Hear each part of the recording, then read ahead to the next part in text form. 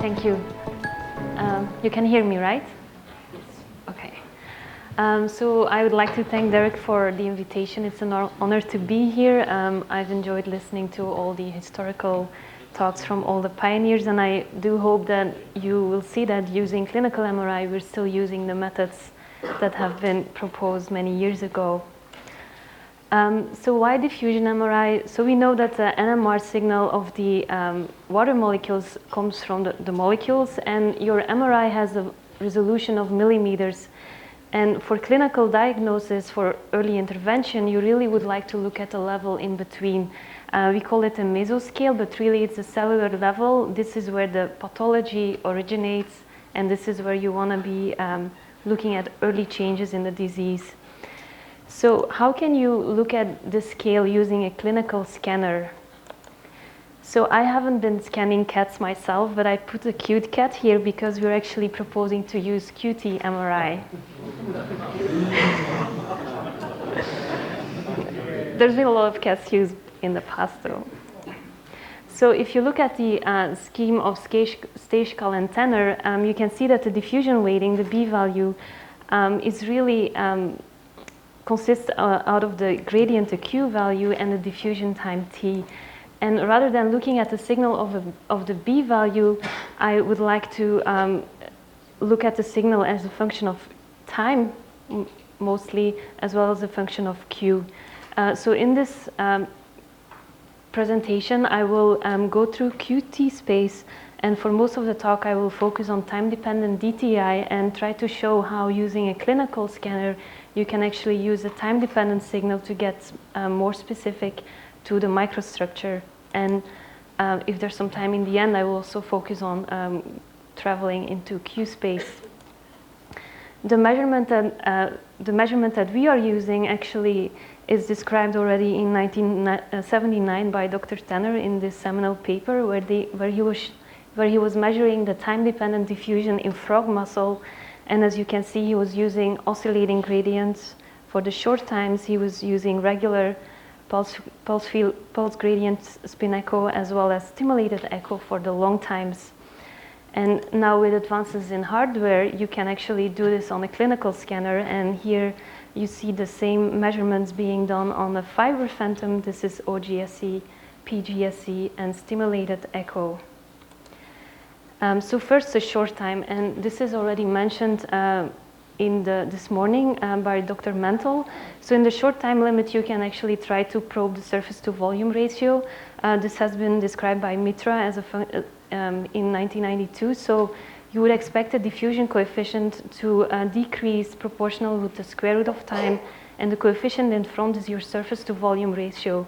Of course, going to very short times on a clinical scanner is difficult, so oscillating gradients are more appropriate then.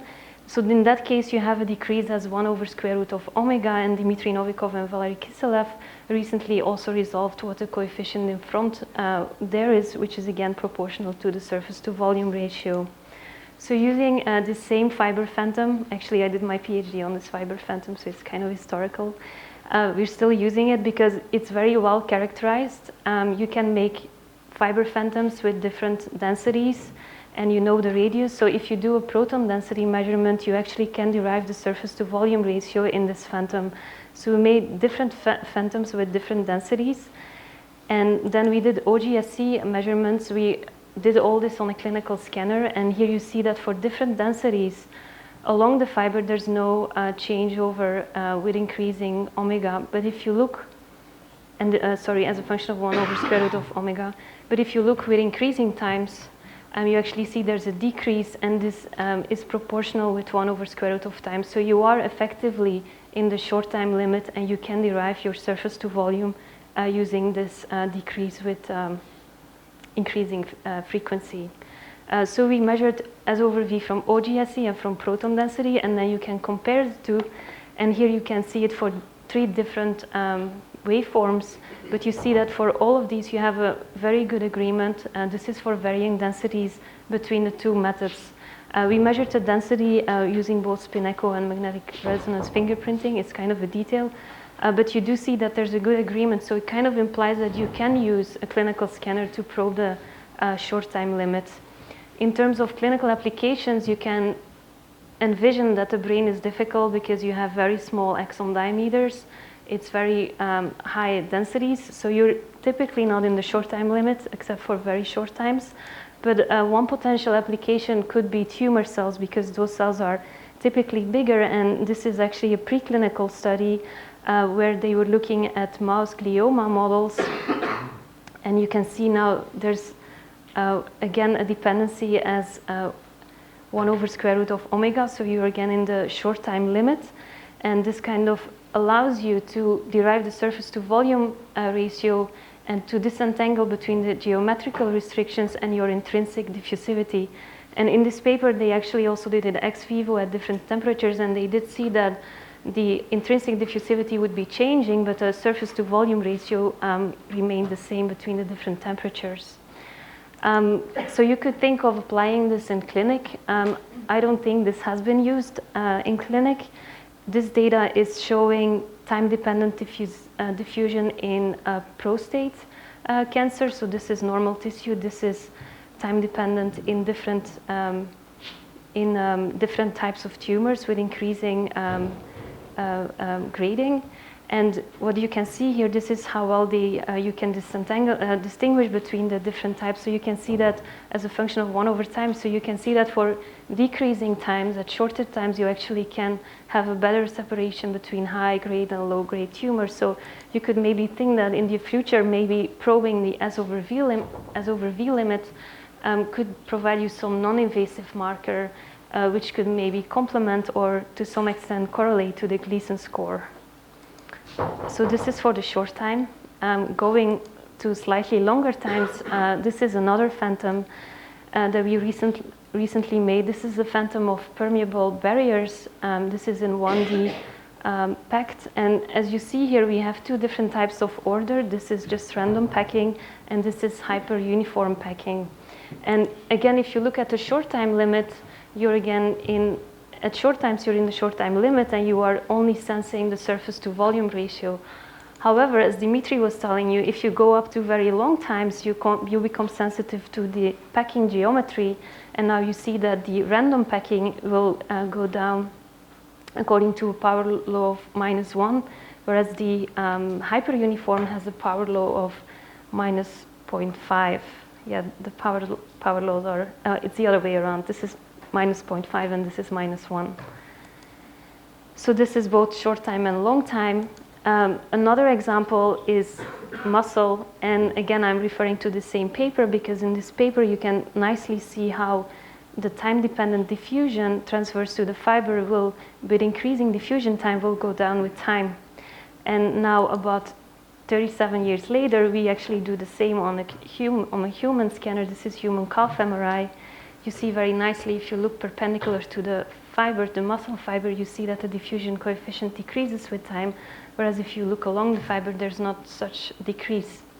So how to go from this time dependence to the actual microstructure? For that, we recently proposed the random permeable barrier model. And this model basically allows you to make maps of the fiber size as well as the membrane permeability.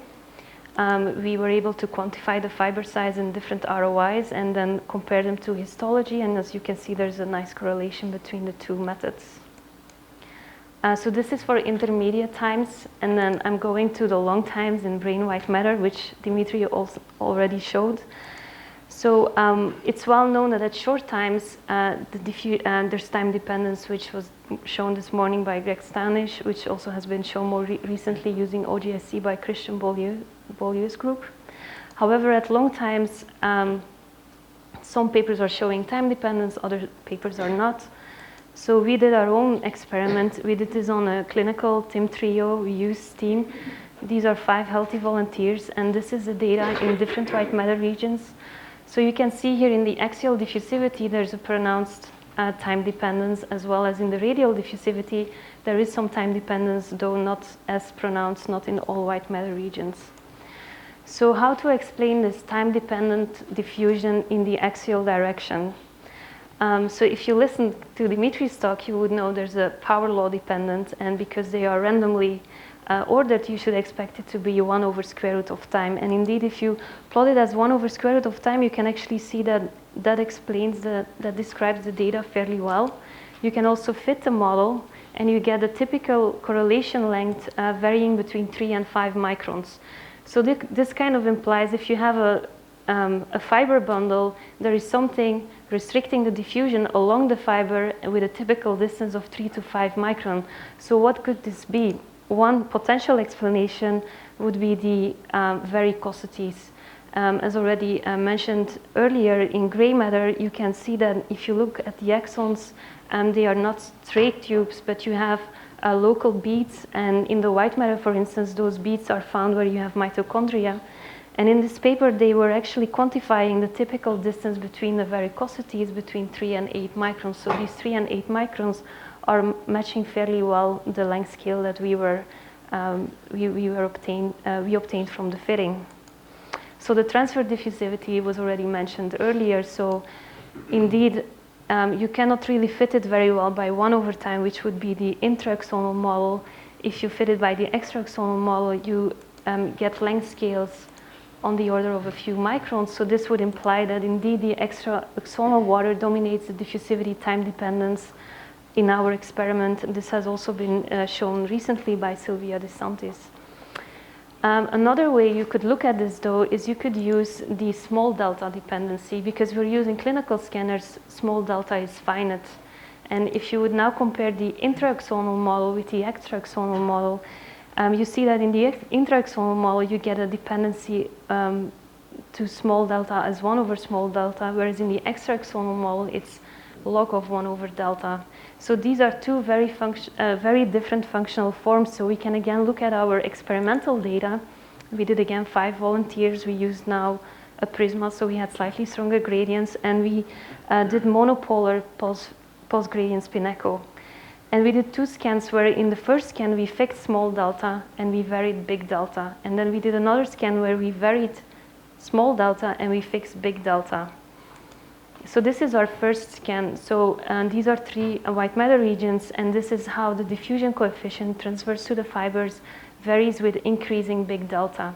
And we are fitting here both the intra and the extraaxonal model. And as you can appreciate, both models describe the data really well. It's very hard to distinguish. Like, you need more information to decide whether it's the intra or extraaxonal model. However, based on this, you can predict how it would vary based on small delta as a function of small delta. And you can now see that the intraaxonal and the extraaxonal, which is a solid line versus a dashed line, have very different functional behaviors. So now we can look at our experimental data. And you can see that the experimental data actually agrees very well with the extraaxonal model.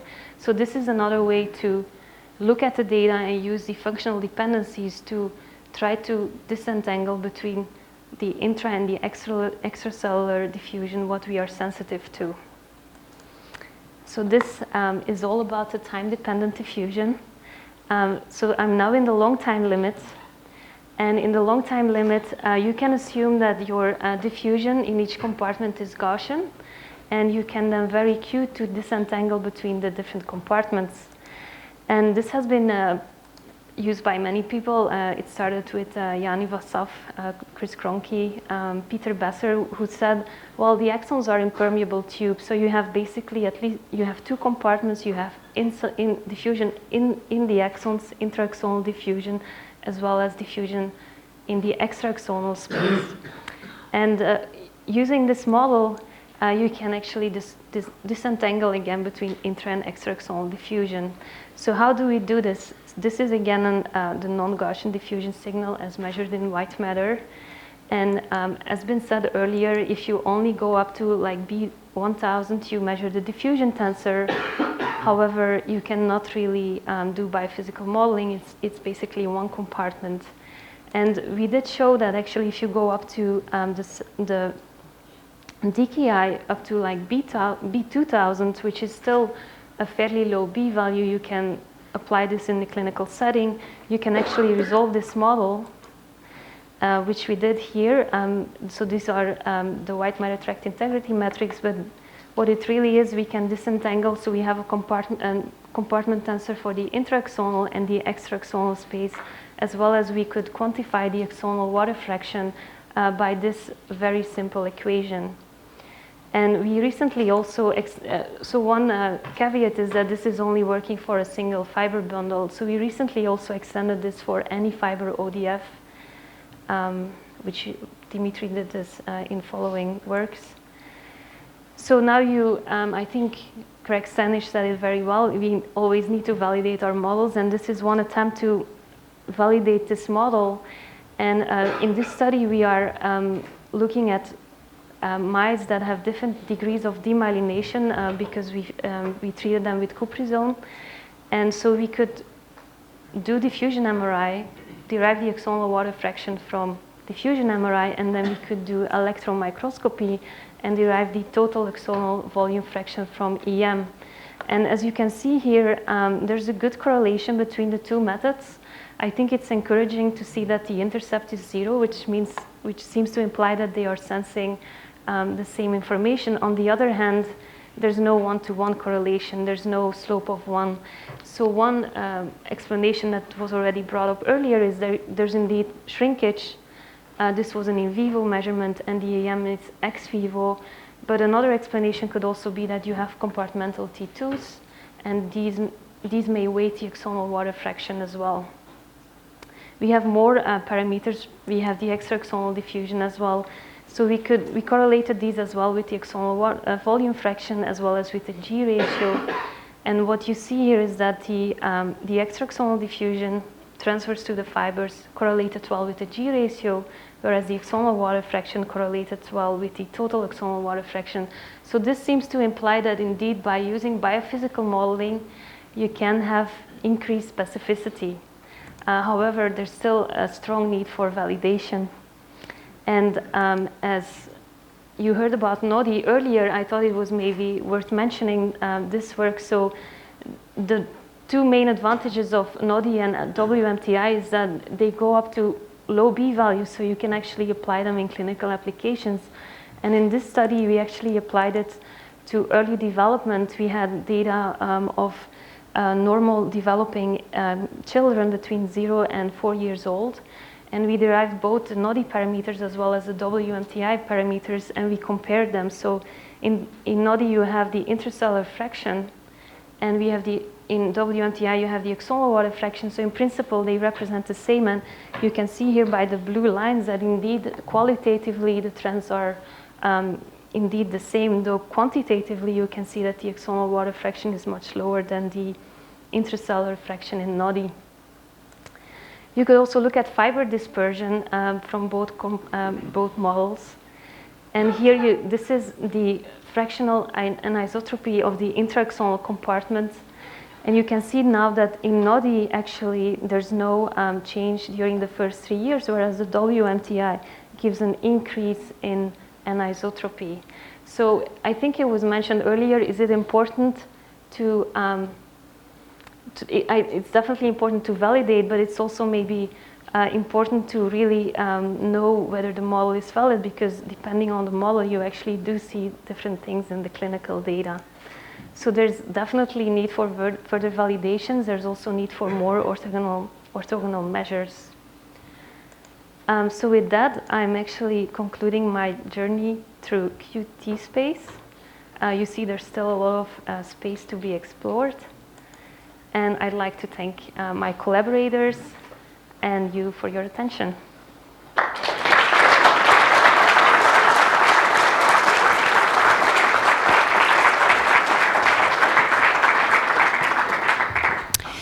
Thank you for this really excellent talk. Are there questions from the floor? Yes, Denis.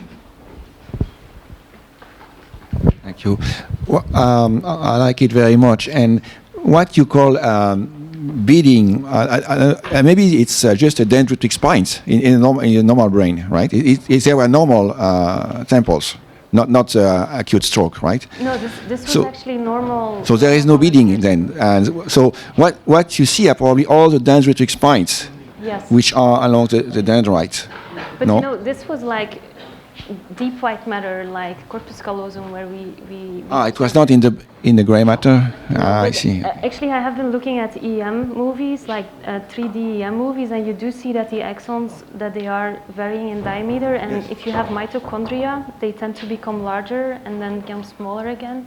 I mean, I agree, we don't really know what exactly is, Okay. could be, it remains to be Okay. known.